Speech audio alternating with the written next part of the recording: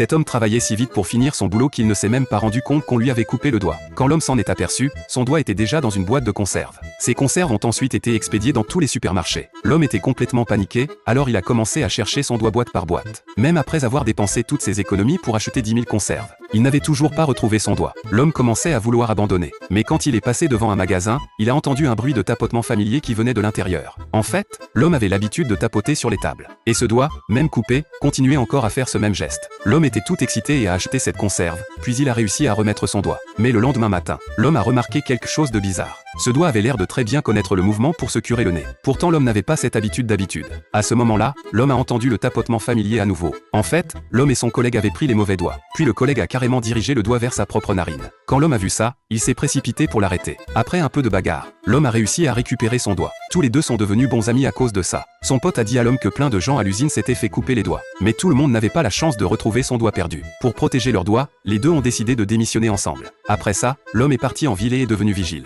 Là-bas, il s'est fait plein de nouveaux amis. Comme ce chauffeur qui le conduisait tous les jours, il est mort dans une bizarre pluie de casques. Mais comme le chauffeur adorait vraiment son travail, son âme est restée sur terre. Et il continue à prendre des clients dans la rue tous les jours.